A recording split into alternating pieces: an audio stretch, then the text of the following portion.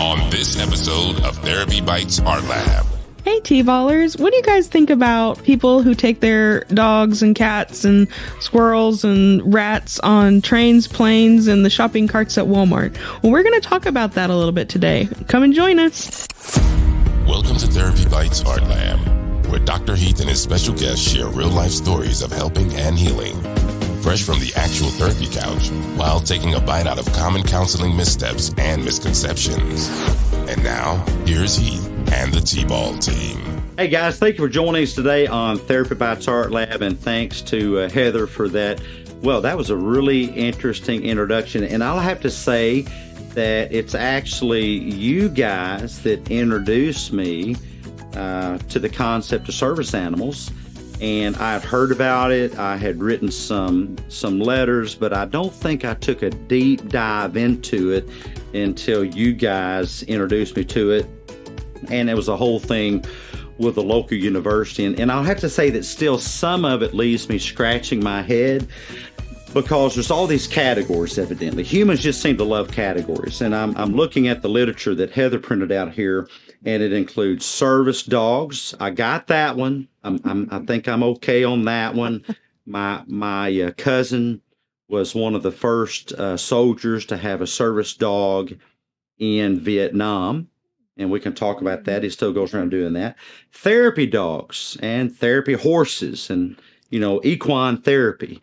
I don't think you can take your horse on an airplane, though, so there's a bit of a problem, a bit of a hurdle there to get maybe bigger airplanes, which I'm all in favor of more seating space for me and my Shetland pony on airplanes. But then there's and I have a problem with this, and we'll talk about it. I mentioned it in the pre-show discussion with my team, and they jumped on me like I was a Democrat at a Republican convention. And the whole thing about emotional support animals, I would have to ask for a definition of that. And when you say it, do you know what you're talking about? Gosh, when I say it, I know I don't know what I'm talking about, because I'm having trouble making sense of that.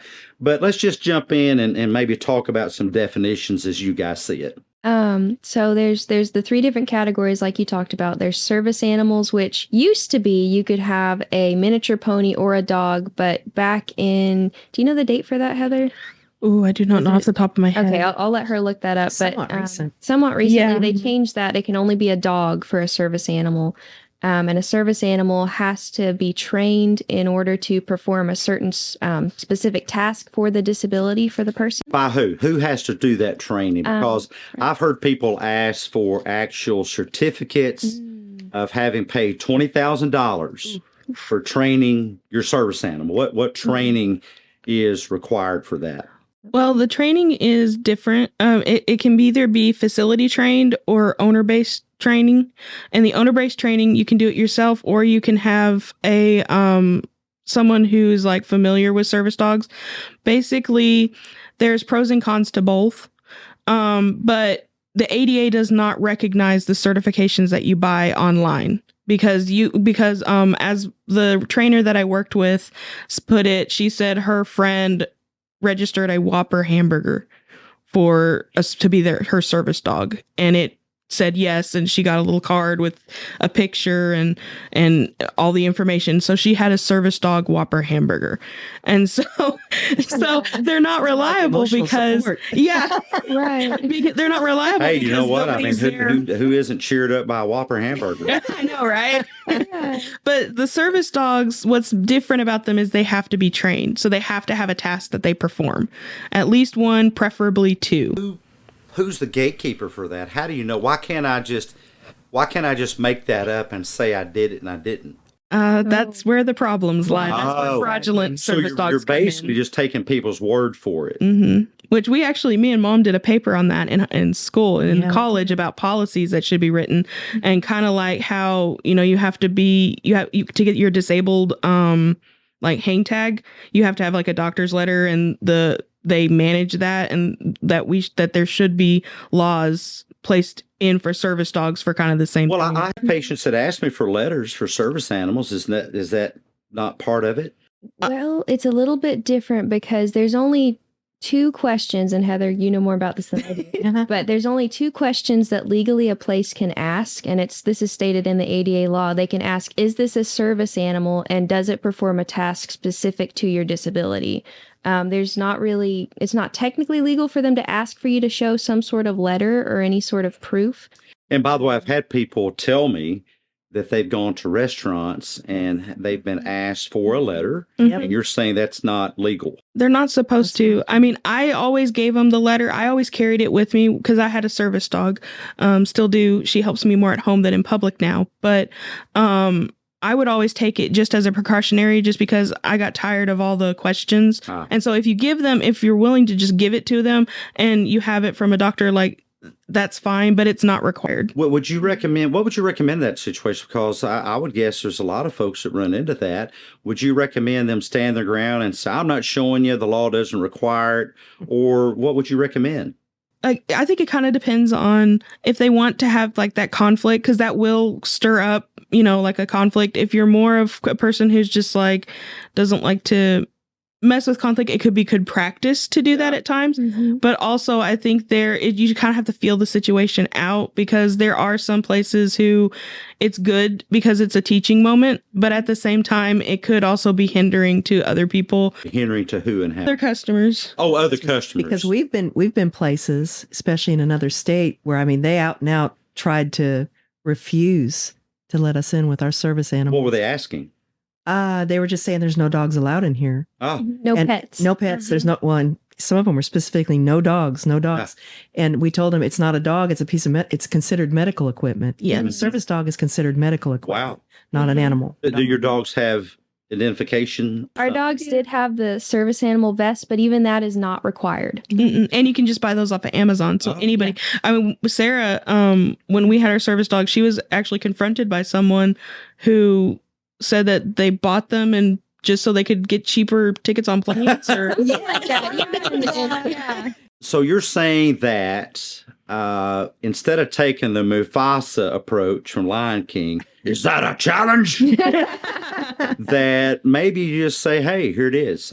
Right. And then I love that, Heather. Take it as an educational moment. People get that wrong about me. I believe that you can believe anything you want to believe. But when I'm talking to you, having a debate with you, do I really care about keeping score in the debate? No, I don't. I kind of do it in my head, though, because I am ticking off points. But that's not the point. The point is I am looking to plant a seed, use this as an opportunity to plant a seed, and I'm not looking for a home run. And I just love what you guys did there, because the next time they confront a person, engage with a person that has a service animal, how you treated them could make a difference for the next person. Right. And if you come at them head on, well, by gosh, the law says, then they'll expect that, because one of the things that the brain does is what? Over assimilation. And they're going to think, oh, goody. Here's another one of those freaking lunatic nutcase service animal people. It's going to be another Armageddon argument. And you can kind of set the stage for that by taking an educational approach. Something I also did was not only did I carry my letter with me, but I actually carried copies of the law with me, not to like shove it in people's face, but to be like, if they were questioning and wanted more information, I'd be like, here's a copy, of the ADA law. So that way you've got it and you can read over it and figure out, We had little cards. Yeah. We had little cards. They were little cards like the size of a business I also card. just had the thing printed off. The Therapy Bites podcast is HIPAA compliant. No identifying patient information will be disclosed by Therapy Bites podcast hosts or Therapy Bites podcast guests without permission from patients or guardians. All personal stories are de-identified in order to comply with HIPAA, the NASW Code of Ethics, and the ethical principles of psychologists and Code of Conduct. Fresh from the therapy couch and from the deep dark recesses, stories may involve exploding preconceived notions and topics uncomfortable to underthinkers and small farm animals. Audience discretion and duct taping your head for safety is advised. Concrete-headed Kool-Aid drinking humans assume all risks associated with any possibility of choking to death on the accurate, realistic thoughts presented in the art lab. This is natural selection, and Therapy Bites podcast management and hosts are not responsible. Hey, TBALrs, thank you for joining in today's episode. And this is the special segment called Fresh from the Therapy Couch, where we bring you real-life stories from real-life people just like you. I had a patient years ago that said this to me: we just can't argue. What was going on? They were catastrophizing the normal messiness of human communication. And when we do that, we ignite a catastrophe response in the brain that teaches us that one person is a grizzly bear fighting with another grizzly bear. Stop catastrophizing and start embracing the real life messiness of communication. Communication is meant to be messy, much like plowing a field is naturally messy, or cultivating before planting a crop is naturally messy. Instead of catastrophizing it, realize the value in it, that the more difficult time we have of communicating, the more deeply we can cultivate a relationship. Now back to today's episode. You're listening to Therapy Bites Art Lab, bite-sized therapy for your brain with Dr. Heath and the T-Ball team. The best advice on the net. No copay required. For full show notes and transcript of today's episode, go to therapybites.podbean.com. Here's Heath and the T-Ball team. And what do the cards say, and where can you get them? They had the 2 questions that businesses were allowed to ask and what they weren't allowed to ask. And then on the back, it had a little brief description of like the ADA law and where to find the ADA law. And we got ours, I believe, on Amazon. Yeah. Got them on Amazon. And how would you present that to a business owner? And I'm going to play devil's advocate with a business owner. Yes. I'm in business to do what? Make money. Mm-hmm. That's what I'm here for. Now, I could say things like, oh, I want to serve the public delicious food and create a dining experience. You're here to make money, period. Mm-hmm. And if a business owner sees you as an obstacle to that, why wouldn't they push back? In other words, what I'm trying to say, if you have a service animal, good for you. Fantastic. I'm into it. Therapy dog, I'm into it. That's a great thing. We'll talk about emotional support animals a little bit later, but I'm into all that stuff. But instead of taking it personally, why not ask, what is the healthiest way to interact with this business owner in this moment? And what would you recommend? How would you do that? Use LSD, lower, slower, deeper approach. And a deep breath. Yeah, and a deep breath. Lots of deep right. breaths. Lots of deep breaths. Lots of deep breaths. And, Well, and because the more you breathe, the smarter you are. Now, I'm oversimplifying it, but a hypoxic brain, a brain low in oxygen, just doesn't function as well. And when you think that something is a threat to you, if you'll notice, you're going to start, kind of taking shallow breaths like my little puppy dog Scruffy. He'll sit there and he'll actually hold his breath and listen. And you can counteract that by intentionally breathing deep. And you can even do it when no one notices. I can breathe deeper, no one notices. But when you're in a tense situation, such as you're describing, take deep breaths. And what else would you say?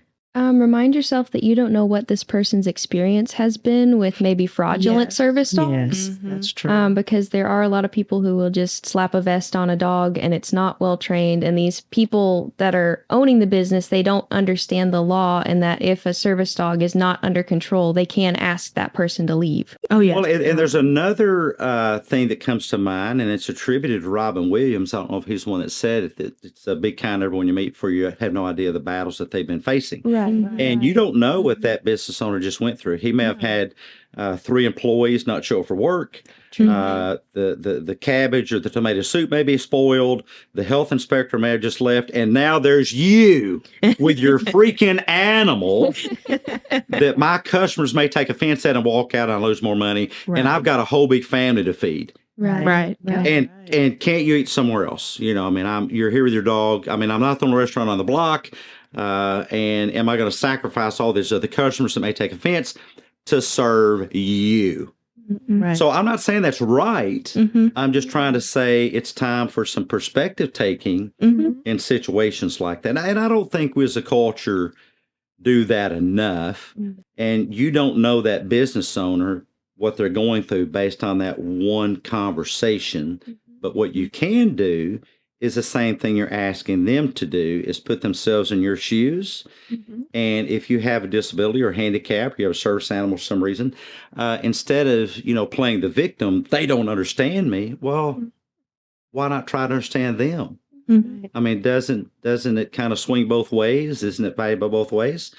And you might say something like, I like to apologize because and I'm genuine with it. I'm not saying I caused the situation, but I do have a regret about the difficulty of the situation. Oh, I'm so sorry. Would you mind if I left this with you? Would you mind if I shared this with you? You're actually asking their permission to provide them valuable educational information. So that could also be very helpful for them too, because if you're being kind to them, when you give them the law, they'll also see what the possible repercussions are for not allowing a service animal. Now, I wouldn't throw that in their face, and I'm not one who would take legal action against somebody, but there are definitely people that would. So they'll have that information, just for the future as well. When you have a service dog, you spend a lot of time educating. Oh, yes. Everywhere you go. Funny story, Heather, we were in the hospital one time and we had Tippy there, and a nurse came in and was terrified when she saw her. And the next morning when I got to leave to take Tippy out, and I saw she put a big sign by the door that said, "Guard dog inside. Be careful." I'm not joking. I've met Tippy. I don't think of Tippy so funny as a guard dog. I would not hire Tippy as a guard dog. So we got to educate that I don't know if she was a nurse. Are you making this up? The nurse made a sign that said guard dog. Yes. She did. You know what? By the time we got done, she kind of got to see that it wasn't what she thought. We got to educate her. Oh, bless her heart. Service dogs versus dogs. And real quick, I don't believe there's such a thing as an emotional support animal, but you guys say it exists because the law says it does. And my argument against that is just because the law says it doesn't mean that it is actually supported by good, hard, solid facts and that it's a thing. Laws basically are the opinions of humans who have passed through, I am a bill, I am only a bill, but I'm on the way to Capitol Hill. Yes. From the 70s. Schoolhouse Rock. Yep. Laws are opinions that are encoded as law based on a vote. That does not make it a fact. That just makes it law. Laws aren't always based in logic. And my question for you guys is, when you say emotional support animals, well, what's the definition of that? Well, when I think of an emotional support animal, by the way, all that applies to is housing. Yes. It doesn't apply to anything else. It's just housing. So in other words, where that letter comes in handy is if you're renting somewhere that has no pets. Basically, can you girls think, is there anything else? No. And so the way I look at it, if someone has a lot of anxiety, let's say, or depression, I would much rather see them have an animal than a pill, because that animal can help a lot. Well, and ESAs can be anything. Like Sarah was saying earlier, service dogs can only be dogs. And I found that date, by the way. Oh, awesome. It was March 15th, 2011. I knew it was 2011. Yeah. My problem with this as a cognitive behavioral therapist is this term comes from a misunderstanding. I've got no problem with somebody having a dog for this. And I'd much rather somebody have a dog than a pill, of course. My point is that why not call it a psychological support animal? Because that's what it is supporting. The way the brain works is there are events, situations, and circumstances that then lead we decide what to think about those events, situations, circumstances. And based on how we decide to think about those events, situations, circumstances, we experience emotions. And why would we start at, I'll get kind of earthy here, at the ass end of that, instead of being faithful to our discipline, which is we're not supporting emotions at all. How do you do that? I mean, there's this whole debate over emotions being valid or invalid. Look, emotions are always valid. That's like asking if the nose on my face is valid or invalid. I guess some people would say it's invalid, but it is my nose. It's the only one I got, and I'm supposed to have it. All these emotions, I'm supposed to have them. What you're really talking about is really a psychological support animal, a PSA. And so what's really going on there, folks, is that when I'm with an animal, I can exercise healthier thoughts saying, I am not alone. I have someone here that is dedicated to me, who is faithful to me. I can handle this. I can manage this. I'm safe. I'm secure. Well, that's not emotion. That's a thought process. Yes. Psychological support animals. Yeah. Have I changed your minds from emotional support animals? I don't have to. You can still disagree. No, I think we weren't talking about the you were talking more about you don't care for the terminology that they've chosen for. Because words matter. Right. Words matter in the brain. And for those of you that say words don't matter, don't do this, but because words do matter. But stand in the mirror for a month and call yourself a doo-doo head. Then the next month, stand in front of the mirror and say, you're beautiful. And tell them if there's not a difference. Words matter. And we as professionals should use words that educate the public, telling them that what's going on here is we're supporting some emotion. I just don't think that's the best message. The best message is back to cognition, how we're going to decide a thing. What would you to wrap up? To wrap up real quick, the only reason I could think that maybe they don't is because there are psychological service dogs, PSDs. But so I don't know if that would get too confusing with people just because they don't know, because they're not enough educated about the situation and about the wording and about what service dogs are versus ESAs. So I don't know if maybe that's why, because of it could be. I have a solution for that. Drop the word emotional, just call them support animals. Yeah. I've also heard them called companion animals. There you go. I love that. Yeah. Because I think that fits really well. There's so much focus on people thinking that an emotion can do something to us and must be stopped. And if it's difficult, it must be stopped. The therapy dogs can also be used in other facilities. So they're trained to provide that support for multiple people, whereas a service animal is just for the specific person. And if you want more information, we'll drop some of these links in the show notes. Thank you for joining us, and we will catch you TBALrs next time. Therapy Bites Art Labbers. See ya. Thank you. Hey, TBALrs. Thanks so much for being with us today. If we brought value to your day, show us some love by leaving your positive feedback and inviting some friends to listen in and join the T-Ball team.